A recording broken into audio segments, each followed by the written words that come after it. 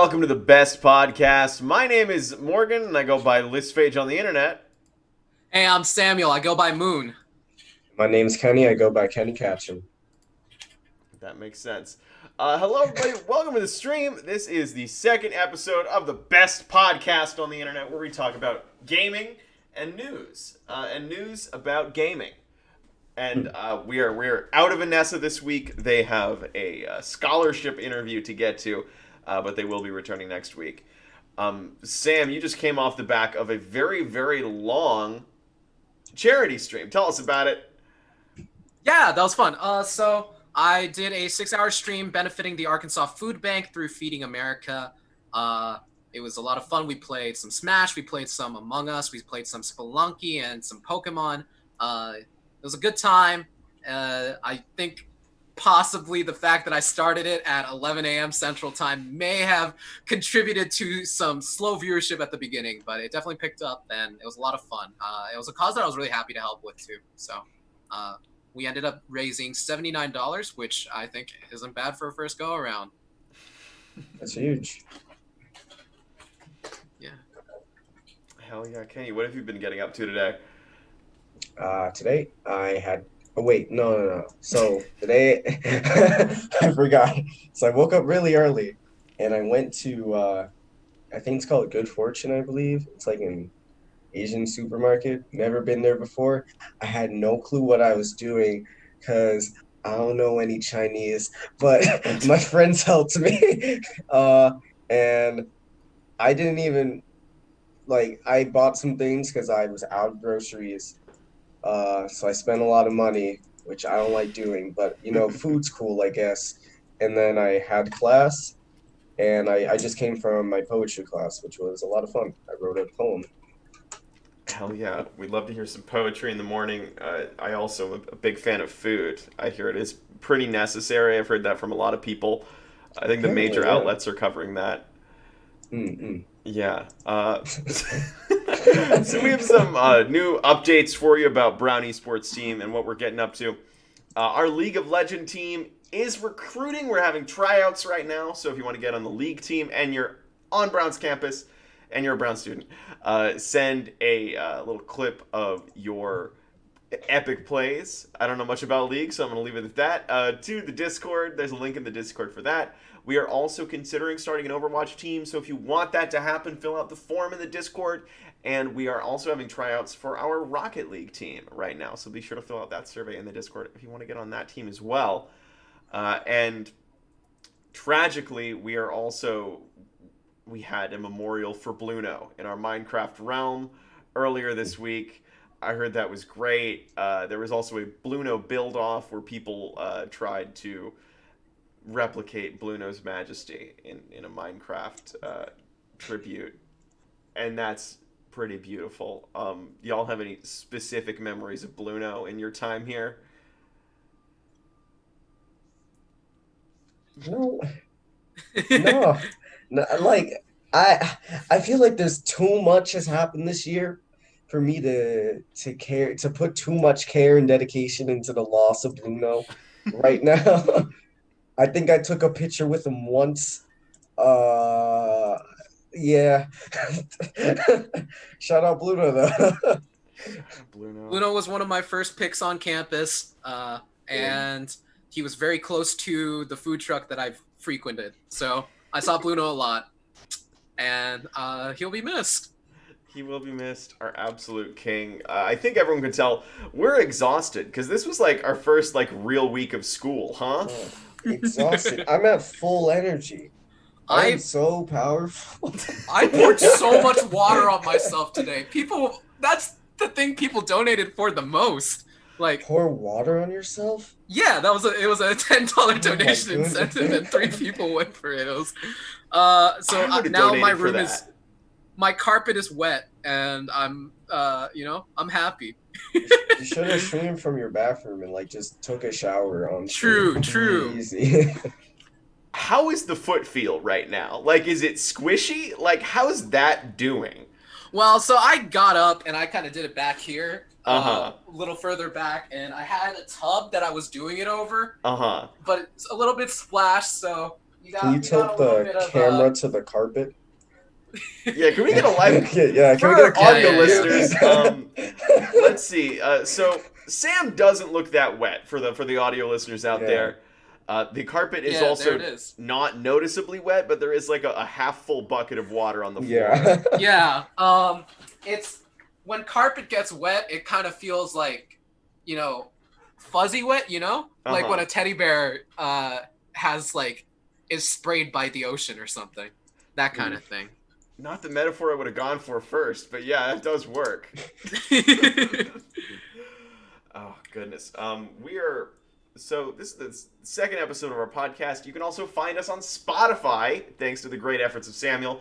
So if you go !best pod, you will be able to access the podcast on Spotify if you're more inclined to listen that way, which is pretty exciting, I think, for us. And we're also on the YouTube, right? Yeah, we're also on YouTube if you want to get the So- YouTube experience and you don't want to have to deal with the Twitch VOD viewing experience, which is still not the best. It's we're out here, we're surviving, and we're thriving like cacti in the desert. I think it'd be a good description of us and how we're generally going. Or I might just be projecting. Speaking about what's it called? Esports updates. Are we allowed to talk about the survey results on stream, or do we have to keep that secret for now? I don't know. I think we should err on the side of caution and keep it secret. Sure. I don't want to leak Alright. proprietary best information. I see. Well, for intramural fans, gaming. Gaming's happening. It is Gaming happening. is happening. The best games out there. We're talking like RuneScape speed runs to I don't know, Madden Mobile. Best games out there. Dude, I don't watch football. It's one of several sports that I don't watch, but I played the Madden mobile game for a while, like a few months. It was actually kind of fun. I didn't understand what on earth like a halfback versus a fullback's difference was, but Same. yeah. I used to play that game a lot as a kid. I like the way I played it was like, well, this person has a higher number, so they're better, right? And then I just put them on my team, and that's how you play. It's just numbers, not football. I mean, that's what Absolutely. Blaseball is, right? As far as I can tell. Did you say Blaseball? Have y'all not heard about Blaseball? I can't What's say I've heard of Blaseball? Blaseball. Okay, so if you go to like blaseball.com, this is a phenomenon sweeping the internet. It is a simulated baseball game. It's just baseball, but you put an L after the first B, and there are like players, and there's now lore, and you can bet on your favorite teams with the fake game currency. And it's also like kind of an interactive narrative project, and it's very exciting. What? Who is responsible? How for have I this? never heard of this before? Yeah, it's pretty big. It started a few months ago. It just went on hiatus, and now it's back. The team names are pretty great. Let me read out some of the team names for y'all, because Yes, I'm gonna sign up right now. Yeah, hang Wait, on. Wait a minute. Kind of interested. yeah, it is very, very cool. All right, hang on. I have to log into my Blaseball account. One sec. Blaseball. You got the Baltimore Crabs, Okay. the Breckenridge Jazz Hands, Oh my Ooh, lord. that sounds pretty cool. the San Francisco Lovers. Naturally. There's Okay. the New York Millennials. I'm a big Millennials fan. The Chicago Firefighters.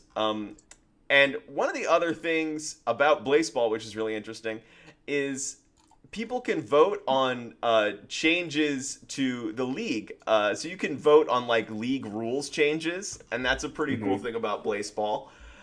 So you actually have like a direct impact on how Blaseball functions. So, is it like normal baseball rules and then you can change or add rules to the game, or is it not baseball at all? It is, as far as I can tell, baseball. Okay, I see. Okay, I'm in. What team do I choose? There's the Kansas City Breath Mints. There you Oh, I gotta go. represent. I gotta represent. I'm picking What? Seattle. Seattle Garages. Wait, which For one's the New sure. York one? New York is the The Millennials. Ooh, Millennials. that's not bad. There's the Canada Hmm. Moist Talkers, if you're a Oh, big that's a Moist good Talkers name. fan. Hey guys, welcome to Oh, our Blaseball fan cast. this is a Uh, great site. it's a great site. Where's Breckenridge? What is that place? Jalen Hot Dog Fingers? Ugh. That's a Colorado. player's name? Oh yeah, that's great. I love him! There you go. I'll just go to New York. I'll go with the Millennials. Now, if you're a newcomer to Blaseball, there is a wiki, and it does have a history of the players, like which players have died, the What? records of What? elections.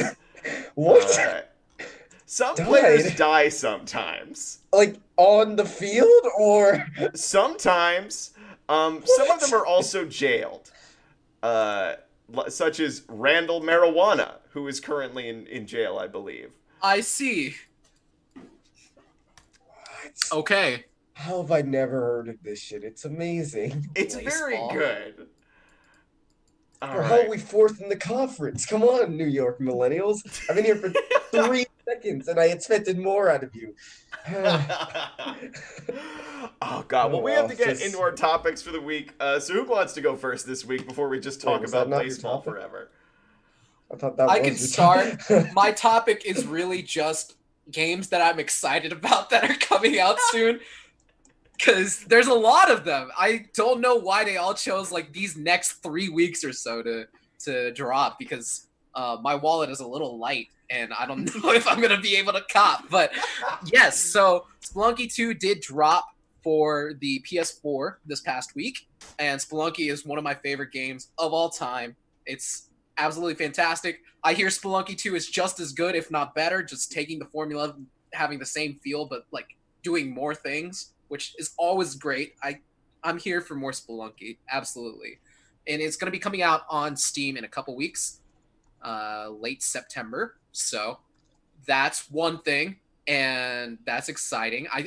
So one of the things that they implemented from Spelunky to Spelunky 2 was Spelunky only had local multiplayer, which was a terrible decision, and only really worked if you had a console. For PC, most people do keyboard with it because it's a good keyboard game, and it's kind of hard to have multiple keyboards on one PC. So not the best for those purposes, but they added online multiplayer. I think that's going to be really fun. I don't know if it's cross-platform, but I am looking forward to forcing my friends to download Spelunky 2 and spelunking with them. On the other hand, another roguelike that had a sort of, what was it called? It was in beta or pre-release or whatever. So Hades, that roguelike that's on the Switch and the PC, it dropped version 1.0 like yesterday, and it looks really, really good, and I want it so bad. And it is also money. It is $20 on Steam for the next week, I believe. So maybe I can scrounge up $20 in that time. And in other news, so the other thing, Rivals of Ether, the platform fighting game that is not Smash Brothers, It's the better is Smash Brothers. they don't got grabs, Kenny. They don't have grabs. That means it's better. Why are you getting grabbed, huh? Anyway, so Rivals of Ether, which many would say is like a continuation of sort of the vision of what the more competitively driven Smash games like Melee did. So sort of like a continuation of that spirit. It's been really popular in the platform fighting genre for a really long time, and they've been promising a Switch release for this summer. And summer's about to end, and they just announced that they're going to be releasing the definitive edition of Rivals of Ether. So all the DLC unlocked, a couple of new modes, and the ability to interface with Steam Workshop like more directly if you are playing the PC version. So that's going to be on Switch and PC, and that's coming 2 days after summer ends. So they have come up short. Dan Fernacey, yeah, they lied. But in any case, that's coming up, and I think a lot of people are pretty excited about that, both from a competitive standpoint because there's improved online multiplayer is what they say. So it used to be you could only have 2 at a time playing online, and they've made it so that you can play 4 at a time, which I think is pretty cool. They added some more casual modes, and I think it's looking to be a pretty interesting drop. It's a fair price. It's about 35, I think, and um, yeah, I think that's gonna be really fun, really cool. Also, more money than I have. Yeah. Were you a big Spelunky 1 fan, or are you coming in like right now raring to go for Spelunky 2? I've been playing Spelunky for a hot second. I would yeah, I on my Steam profile I've put 50 hours into it. I probably put in more because I played like on my friend's PC like a little bit back in, I want to say, the first year of college. So I kind of stole it and put in some hours there. But yes, I'm new as of like the past couple of years.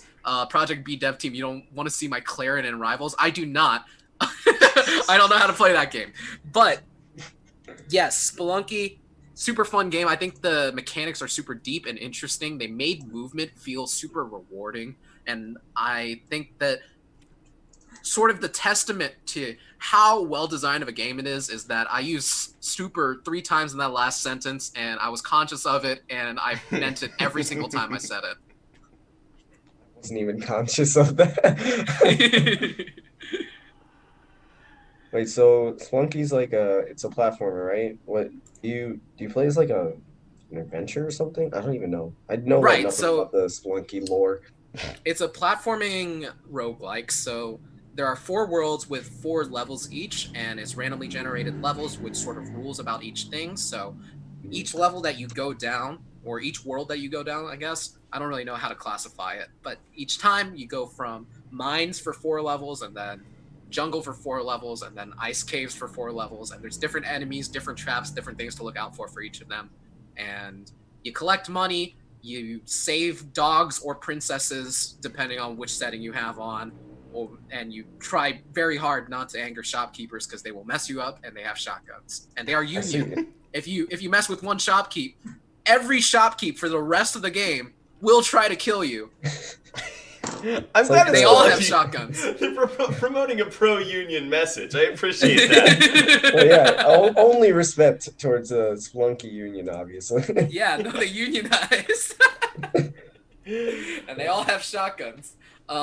Yeah, Spelunky is one of those games where the more you learn about it, the more you realize, dang, I suck at this game. And it's so cool. I literally watched the speed run of Spelunky, which is crazy because it's randomly generated. How do you speed run that game? But this man finished the game in like 3 minutes. And it was Jeez. the Wait, what? craziest thing I've ever seen. You had a max, like soft max of 2.5 minutes per level. There are 16 levels, and this guy did all of them in 3 minutes. That's an average of about 20 seconds a level, something like that. Dang. Nutty. That is nutty. I mean, like, we're having a lot of like really good roguelikes coming out right now. Like, isn't there a new Rogue Legacy coming out? Hades is a roguelike. What's the other roguelike? Dude, I don't know. I've just been put onto this genre super recently, and it's already one of my favorite things that I've ever done in a video game. I think I've ever played any roguelike game before, now that I think about it. I don't It's know why just- though. So I feel like with roguelikes, there was sort of a resurgence of the strategy type, especially when Slay the Spire came out. And there were a lot of things that kind of were in that same genre of here's these strategy deck building games that are roguelikes pretty much. You're going through the same sort of patterns, but it's different things. My favorite of those is Dicey Dungeons. Holy Yeah. cow, what a good game. Dicey What a good Dungeons. game.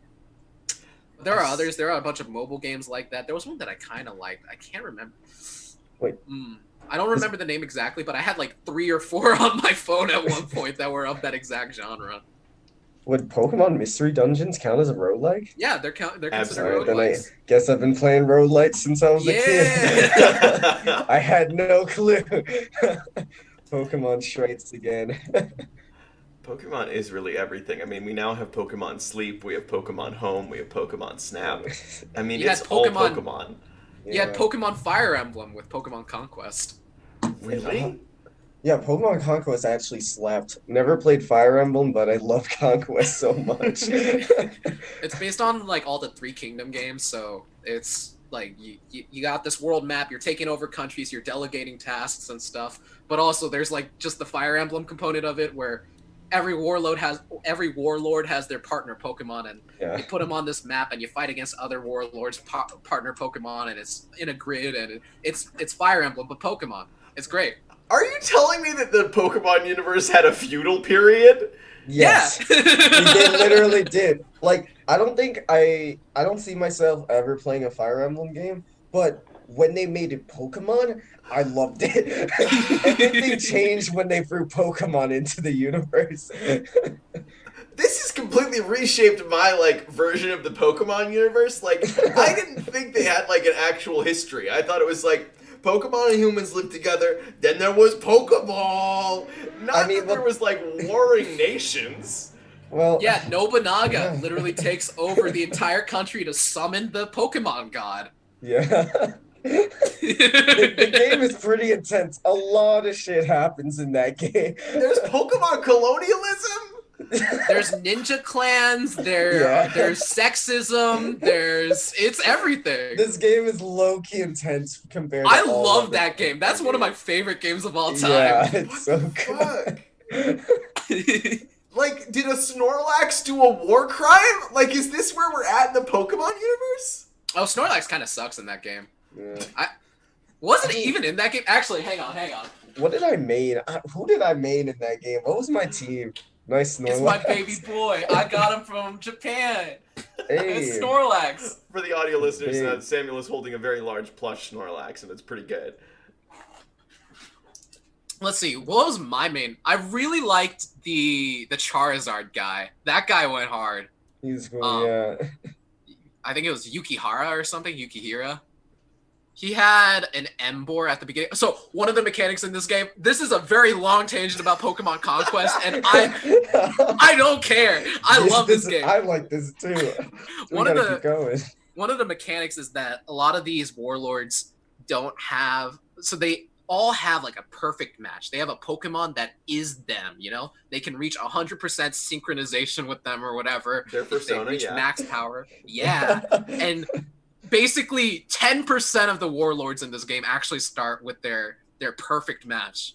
They have different affinities with like types and stuff, so maybe this guy's like kind of ground type, so you know, he's chill with all the Geodudes, but really what he wants is a Diglett, right? He really digs the Diglets. But so there's this one guy, and he's in the Ground Kingdom, and his type affinity is fire, and he starts with a pig, and it turns out his perfect match is Charizard, and Charizard's stupid in this game because flying is stupid in this game always, and because you can go anywhere. And he also has an ability that increases all of his stats every time he kills someone. So he just flies Yeah, I up to the remember middle of that. nowhere, smacks a guy, and then solos the rest of it. It's great. I love that Why guy. didn't I use Charizard? What was I thinking? What was my plan? Anytime there's a big fire dragon, I just kind of gravitate towards the big fire dragon. I mean, Absolutely. Honestly, though, I was always more of a Bulbasaur guy myself. That's understandable. always a brave choice picking the plant type first. I feel like the grass type always gets a little bit of a Yeah, but bum rap. Bulbasaur slapped in like Pokemon Fire Red. Both first two gyms are rock and water. Easy. Just hit him with Mind Whip. That's it. It did? I mean, Pokemon did design the starters with the intention of making it hard, easy, and medium mode. So Charmander was supposed to be like hard mode because you'd go and wow, there's a rock type gym. They can really mess you up. Wow, here's a water type gym. They're really gonna mess you up.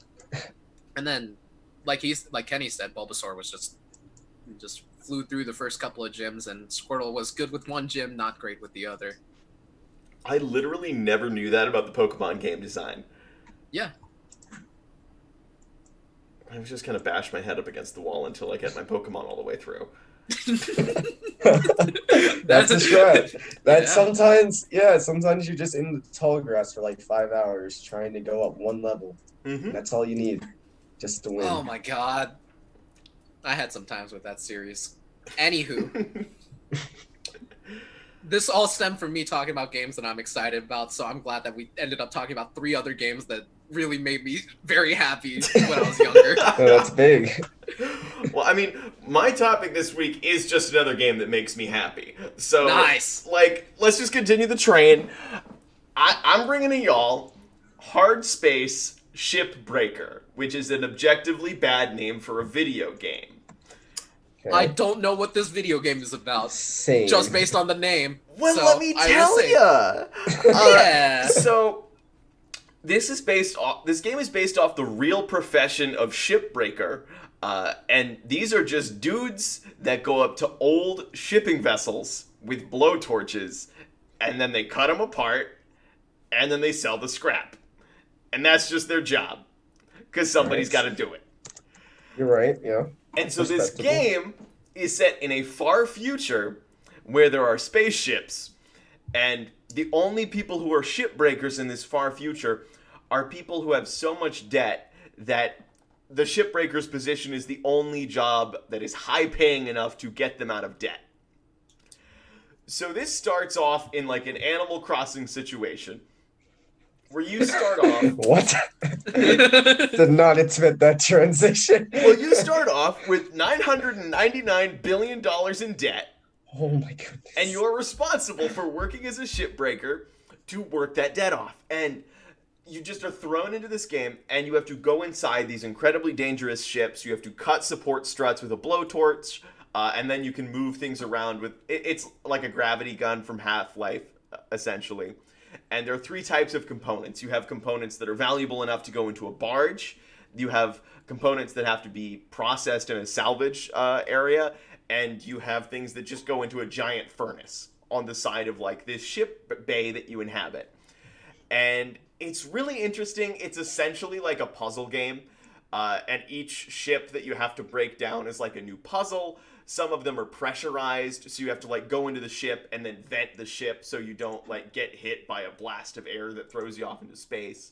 And it also has a lot of like workers' rights kind of rhetoric in the game, because you have to rent everything you own, like every tool that you use, all of your spacesuit, you have to rent it.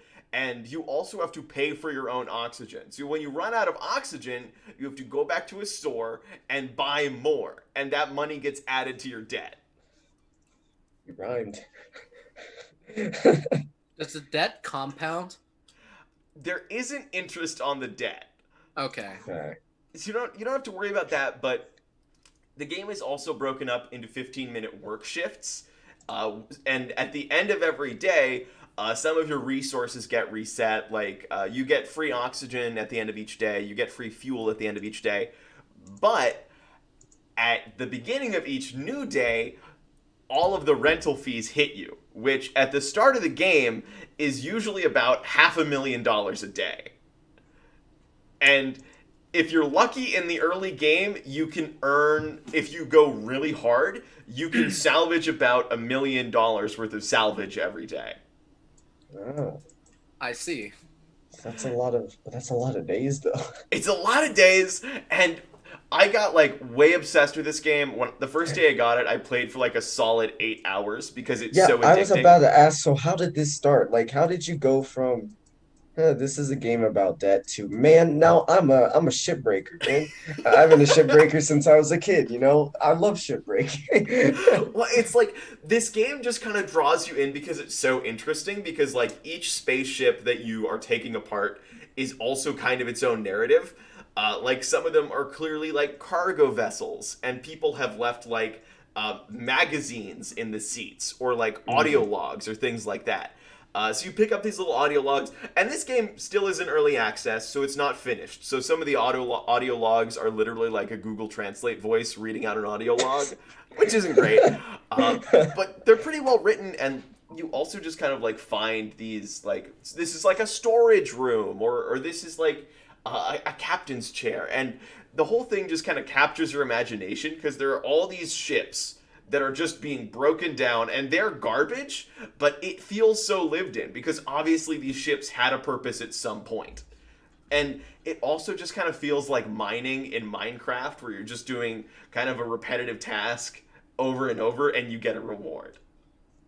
You I see. just struck a strong chord, like a hard guitar riff right there, in my heart. I love the mining part of Minecraft. The other stuff, the crafting part, whatever. But I just love taking my pickaxe, taking my stake, going down into the mines and just making stuff happen. So now I'm like, wow, I want to go into this ship and break it apart. What I, an excellent sell. you're Dumpster diving in space as Sandy Mush Station. That's exactly what it is. And also, you said hard guitar struck a guitar chord in my heart. This whole thing has a fucking cowboy western soundtrack playing through the whole Ah. thing with this twangy guitar, and also it's an adaptive soundtrack. So when you run into something really dangerous, Yeah, love uh, that, love that. exactly, like a reactor, you'll get this kind of like Inception, wow, and it kind of becomes electronica for a few seconds while you're dealing with this dangerous shit, and then goes back to like guitar time. That's pretty cool, actually. Respect it. And it's also nice to just like, it's like it's like it's almost like you're just doing a time lapse because you're just taking apart a ship, and it's so satisfying to Hmm. watch it go from like big ship to just a skeleton. Yeah. Amazing. I'm reminded of the Phineas and Ferb montages, but in reverse, right? So you got shoot you up, do up, while they're like soldering all these things and stuff, Yeah. but just like the opposite of that, you're dismantling the ship, and you got a happy dude doing shooty up in the background. Oh, and it really feels like that sometime, and it makes me so excited that this is like an early access game, Hmm. because like the two things that I really want out of this game are one, like actual damaged ships, because I feel like that'll be more interesting, and I'm still pretty early in the game. Even like I'm like 20 hours in and I haven't like hit a roadblock yet, so that might occur later. I don't know. And two, I obviously want like a shipbuilder thing where like people could build their own ships and then give these to you like puzzles, like a Super Mario Maker level. Yeah, that would actually be a really cool design. I feel like Drop your ship codes in comments. I try and solve your ships on stream. Speed run. I have an hour complete to complete your ship. If I can't do it, I give you a sub. Easy. Oh god, and that would be so lit. I mean, like, I this is like one of the first early access games that I've actually enjoyed and not felt ripped off by in a long time. That's awesome, man. Yeah. And I also think it's kind of like part of a bigger trend of we are kind of getting into more peaceful games. Like, I honestly think people are genuinely tired of like violent and shoot 'em up games. I really do. Because, I mean, the biggest selling game of this year was Animal Crossing. And you don't get like Sure. more kind and nice than that. To be fair, Animal Crossing did drop as soon Yeah, as like we all heard, Animal wow, we're gonna be indoors for like maybe the rest of our lives. low-key Animal Crossing may have had the best release date of gaming history. Cause like I think that helped it out so much more than it probably had in the end. Yeah, it had no business just just dropping exactly what it did, but it did, and Yeah. it was great. I feel like that's the entire story of the Switch release cycle is that it is just perfectly lucky at every opportunity, and that's why the Switch is so successful. Don't forget Animal Crossing being released alongside Doom Eternal, says Gaster 2 Soul. Ooh, big. What a combination. Two of the biggest 2020 games back to back. Oh, God, I miss those memes very badly, and also like cannot believe that that happened this year. That was this year, yeah. All right, Kenny, hit us with what you got. Well, originally, well, I think I'll still stick with it, but I wanted to talk about like the PlayStation because they just had their live event on Wednesday. But then I wanted to talk about something else, which was kind of related to school, but it's also related to gaming, sort of, which was Discord. Uh, because in class today, my professor was like, I want to use Discord as a way to have discussions during lecture because he wants to maintain the same breakout groups throughout the entire year, and Zoom can't do that. And I was like, okay, that's a bad idea. Because I don't, and I was just thinking about it, like, can that work? Like, can Discord actually, like, if I walk in, like, my name on Discord is Kenny Catchum, and my profile is a Bandana Waddle Dee. Can I walk into class as Bandana Waddle Dee and it will be fine? Like, I don't know. And I've just been thinking about it for like the past couple of hours. Like, can Discord and school work together? That was just a random thing. I don't know. I just kind of want to hear though. Do y'all think it's possible? I think the benefit that you have is the ability to change your nickname between Discord servers. So the profile picture would be a problem because I do have an anime girl as my profile picture Yeah. right now. And I know several people who also do. Yeah, However, that looks bad. Like, do I have to switch my profile to like to me? I don't want to do that because then everyone will know on the internet, like, oh, that's Kenny Ketchum. yeah, Like, I'm you not might trying to need a do burner that. Discord account for that. I mean, that's what Slack is for. It's just the professional Discord, right? You don't have a profile picture on there. You're just there. It's just you. But You're chilling. it's weird because I have a friend who's a TA for the course, and apparently none of the TAs learned about this until Oh my today. god. So we all learned together as a class, as a course, and apparently, from what I heard, they considered using Slack, and the professor was like, "No." So I'm like, "Why Discord?" Like, I don't like. Maybe they don't really know what Discord is usually used for, but like, why not use Slack at this point? I feel like it's such a like weird transition to do.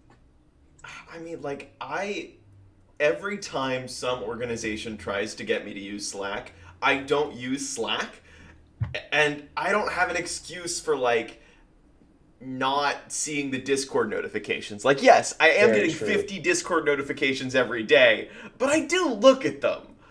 Hmm. With Slack, it's like, who the fuck cares about Slack? I don't even know what Slack is. you know, like I just leave it alone. Can we also talk about really quick how like every single education and professional website starts out with a light mode and Discord, and like every gaming thing starts out with a dark mode? Like Zoom, Slack, they both start out with those like pale glaring screens, and Yeah. Discord is like in night mode, and most other like Steam is too. To be fair, the way that I use these things, it does end up working out because I I am on Zoom in the mornings and then Discord afternoon. So I think it, it works out. It works out conveniently. Is the professor gonna give you a memes channel? I don't. I hope so.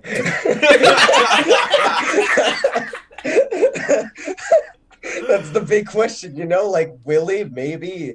I really do, though. Like, how else am I going to make memes about the course? What I, is this I, course? Like, what kind of meme I don't, material I are we don't want to talking reveal here? the course. I don't want to reveal Okay, too much okay. information. But it, I Can we at least hear like which sort of side of things is on? Is it like more humanities leaning? more, I guess, STEM. Yeah. Okay.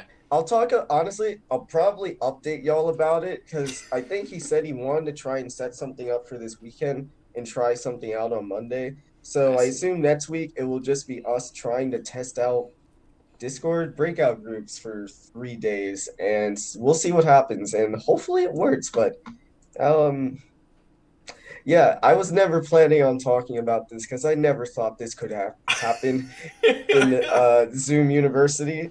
It Now that I'm actually thinking about it, this is also related to like school and gaming. But I had a friend when his school like closed down and everyone had to like go home and everything became online.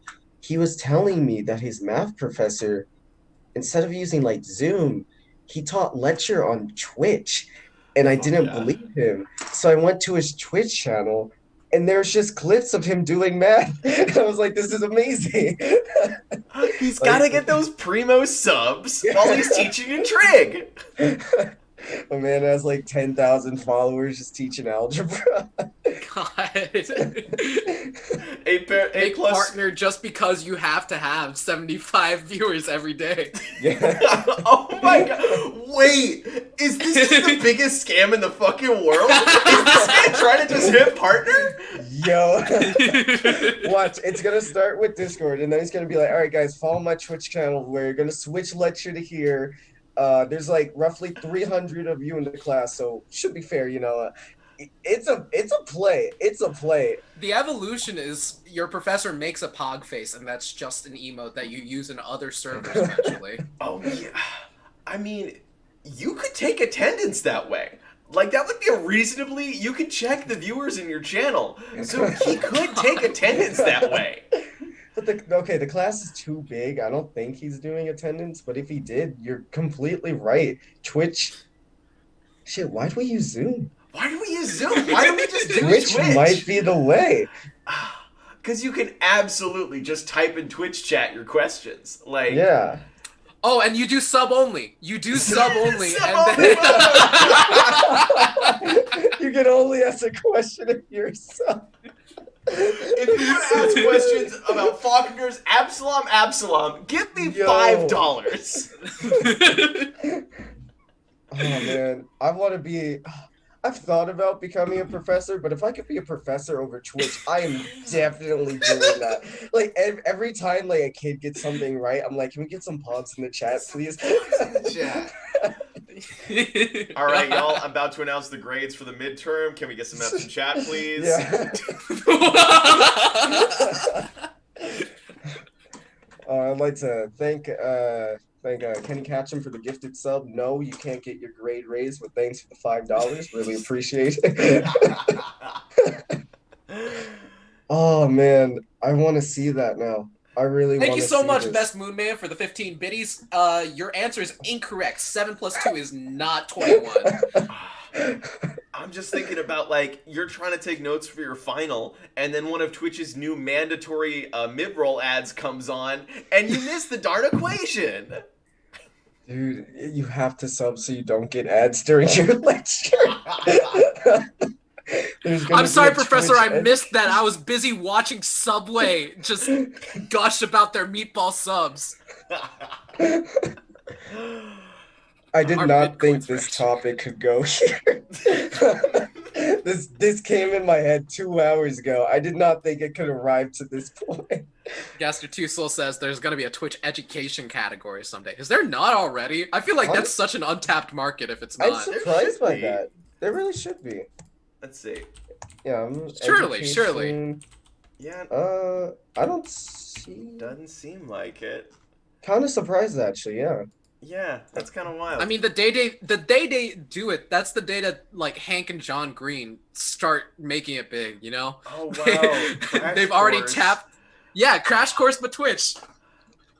I'm into that. Like, Crash Course got me through AP history, like, completely. All of them. All of my histories, APs, like that was Crash Course.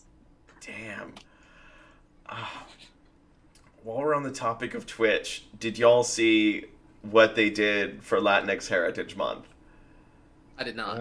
I don't think so.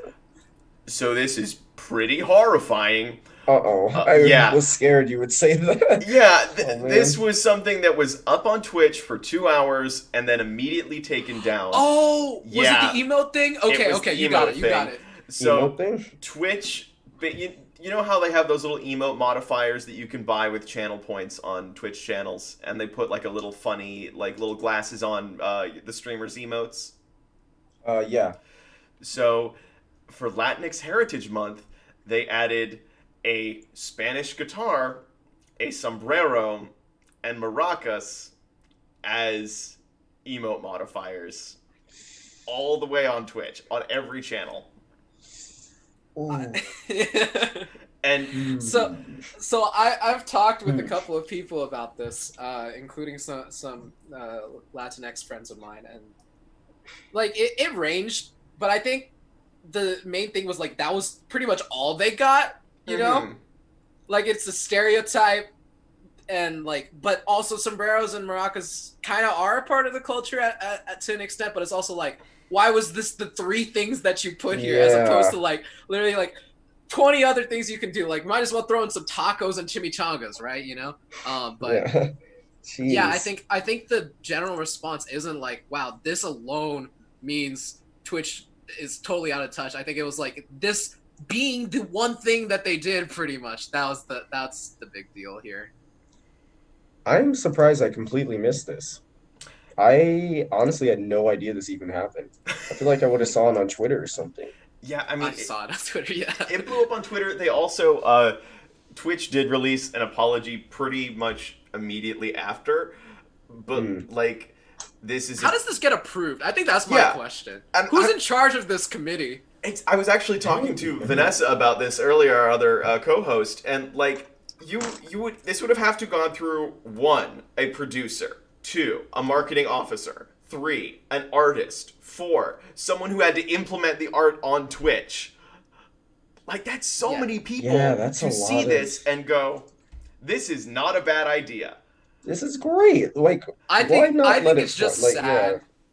Well, I'm just gonna say, like, in general, I think people invest far more into their damage control than Hmm. to any of their approval stuff. Like any of their approval yeah, committees, whoever's in charge of approving stuff, it just seems like they put so much into being able to respond within 2 hours and say, "Hey, here's our apology. Please forgive us and forget that this happened." And they don't stop to think, "Hey, is this a good idea?" Before they put it out. yeah, And this is a problem that could be solved if there were any Latinx people in the departments that were responsible for this. And like it's just such a gross commodification of culture that yeah. is bizarre. Man, Yeah, and man. Twitch has just been throwing up beanballs like constantly. Like they have the mid roll ads, then they have this emote controversy, and like it is a lot of people are thinking like, is this just Twitch sabotaging itself right now? Because it's hard I, to think that it could be anything else. Mhm. Yeah, I just saw this. I just saw this in chat, and this made me laugh. Busy hearing how the new Nissan Sentra doesn't compromise, and neither should I. Sorry, Prof. Uh, Anywho, Damn it. that's so funny. Um, I was gonna say, I think it's so strange with these content creation platforms because it seems so often that they're out of touch with the people who are creating the content, which are the people who make the platform in theory, right? Mhm. And that's who really should be being catered to by the platform itself. But you look at a lot of the decisions that YouTube's been making over the past hell, the closed captioning thing. So they're removing closed captions altogether. First, they removed the ability for people to submit closed captions in different languages, but then like now, just closed captions aren't gonna be there, I guess. So that was a YouTube thing recently, and it's just one bad decision after another. And I feel like it's Wait, that the got disconnect, approved? huh? Why would that get approved? I don't What? know. What? It's really I dumb. don't It makes no understand sense that. from like any perspective that I can see it from. And so I feel like what's happening is a lot of these content creation platforms, as opposed to thinking about themselves as a platform for hosting these content creators, is they're thinking of themselves as like sort of this, I don't know, this alternative entertainment source or something. Like they are the sources of these things. They are the Mhm. originators of these things. Like, oh, we are the next ABC, the next Disney, whatever it is. And I think it's you look at how often these platforms try to do things with sort of native creators, you know? So YouTube loved Jake Paul, Logan Paul. They're Oh still doing boy. a couple of things with them, and they've got like all these people that are their go-tos pretty much. And it's sort of a strange way that they approach it, but they basically have like this list of people that they will promote, that they will do things officially and say this is what represents YouTube, and kind of ignore where the vast majority of their viewership comes from. And I can't say I'm as familiar with Twitch's landscape, but I think that's where the disconnect comes in, is where they think the drive for the platform comes from. And I think most of the people would agree. It's not from the platform itself. The platform is a platform for people who make things, for people who draw in viewers and make things happen. And I just don't think that these platforms see it that way. Class, can we get some pods in the chat for Sam's beautiful speech on his Twitch? You'll drop a gifted sub if you would like an A on your next exam. Slightly Mortal Podcast, thank you for the raid. Welcome to our podcast. Thank you. We're the best pod. We talk about gaming. That's it. We talk about gaming. Yeah, well, we went pretty deep today, I think. We went really deep. Out in the weeds on our second episode, and we're right now talking about the recent controversy about the Twitch emote thing that just occurred. And what really gets me is that Twitch just made their new sensitivity advisory council made up of actual Twitch streamers. And, like, I can't imagine that this decision was floated by those creators. Oh, yeah. Like, here's the committee, right? And here's the decision. Wow. Yeah. Completely avoided anywhere in that production line. Absolutely. There's no way. Like, I don't understand whatever is the benefit to a company like Twitch to avoid like teams that they designed for so situations like this don't happen. I just don't understand that. It just seems like bad corporate structure, honestly. I feel like you have those things in place for a reason. And honestly, I think what it comes down to is there's somebody making decisions who doesn't think that those things are important, and they weren't responsible for making those committees and stuff. So they're either floating it out there, they're bypassing it, they're going over those committees' heads, whatever it is. But like somebody's making decisions who doesn't care about the committees that are already there. Or maybe there's a committee of people who are like, I'm committed to not caring about this committee. Exactly, and I have watched like a few of the streamers, like Ferociously Steph, who caught a lot of backlash and is one of the committee members. Like, she was very cool. Met her at TwitchCon. She was promoting her Trans Heart October charity, which is another great charity. And like, I mean, if you're a human being with common sense, this stuff doesn't happen. Yeah. Sorry to put a damper on the end of the podcast, boys. No, I feel you. I think ultimately what it comes down to is common sense is, well, one, hard to find, but also there's such a large amount of sort of information that goes into common sense that I think isn't sort of in the public consciousness, like in the vast majority of people. And that is why we end up having to have like diversity committees. We have people who have to approve these things and say, hey, you're a little bit out of line here. So I would say that's definitely where the necessity for diverse hiring is. Ultimately, that's what it is. You need to be able to have people in place who are going to look at this and say, hey, from my own experiences, from experiences of people I know this isn't going to fly. This is not a good thing that you're doing right now. And yeah, I mean, I'm shocked all the time by like what people think is okay and just accept a lot of the time. Hell, I can't go on a walk without getting dirty looks from 20 people who said, hey, I'm not wearing a mask. Why is this nerd wearing a mask right now? Something like that. So yeah, I think it's about education, and it's also about just putting people in positions where they can speak out for their own communities and communities that are close to theirs.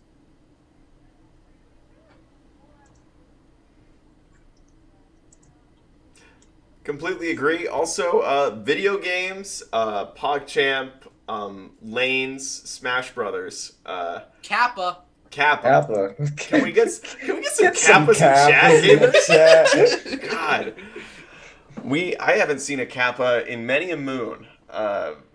Also, this is just some weird Brown University stuff. There's been a lot of helicopters around recently. I just want to talk about that. That's normal. That's just normal. I've been here like basically the whole summer. They're always here. You just kind of live with them. Why has there been an influx of helicopters since last semester? I don't know. Like, to me, it doesn't bother me because, like, I don't know, like, I just always hear helicopters in general, so it's like, oh, hello, and then I just kind of keep on walking away. and don't associate with them. Also, because they're like 200 feet in the air or something like that. I think they're like that high. I don't know. How high are helicopters? Yeah, that's a good question. How high helicopter? How high I helicopter? Back Oh, in North Carolina, I actually in the deep dark woods, I live on a helicopter flight path for one of the local military bases.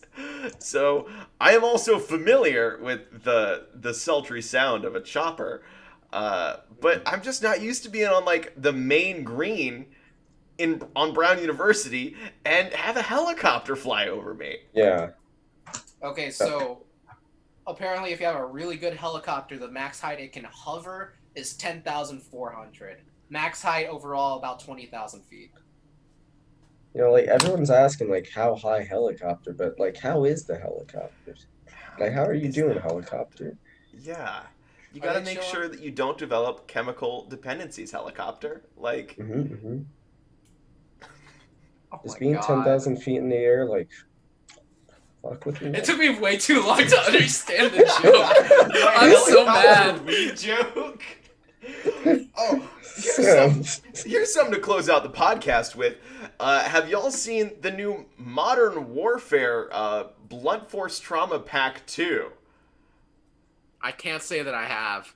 It includes a ghillie suit made out of marijuana, uh, What? weed gun skins, a What?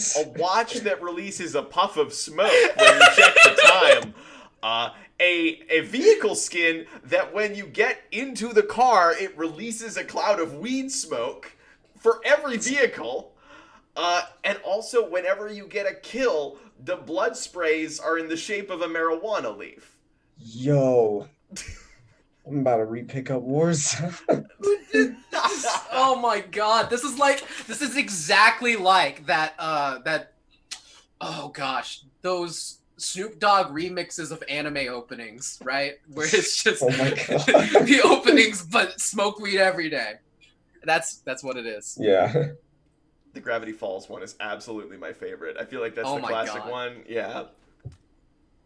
I love Blend W. Smile, sweet sister, surprise service, Snoop Dogg, Snoop Dogg, Snoop Dogg. The lion, the dragon himself. What happened today? What happened today? We have gone on a journey. I also like to note this is the Blunt Force Trauma Pack 2. There is also a Blunt Force Trauma Pack 1. What happened in the first one? I didn't even know there was. Oh, Blood Force! God damn it. uh, Samuel has gotten up and left his chair in frustration. We gotta give you a weed joke education. We gotta give you all the updates. Oh man. So as we always end the podcast, toke up, my friend. Smoke weed every day. From the Brown Esports Team podcast. We're on Brown Spotify Esports now. does not endorse Yeah, recreational don't. drugs. Brown University does not endorse marijuana smoking. Drugs are bad, kids. Follow us on Spotify. The best pod link you can access by doing !best pod. Let me do that in chat real quick. Please, we'll be back here at 6 p.m. next Friday. Every week, Friday, 6 p.m. My name is Morgan, and I go by Lispage. What's up? I'm Sam. I go by Moon. And my name's Kenny. I go by Kenny Catchum. And this is the end of the class period, y'all. See y'all next lecture. We'll be discussing algebra once again. And yeah, just remember to sub if you have questions. That's it. Hey, Prof, just drop 1,500 bits. What is a vector? Oh, I don't accept bits. Sorry. No, sorry. It has to be a gifted sub for 12 months at least. Unsubscribe. All right, see y'all next week. Bye-bye.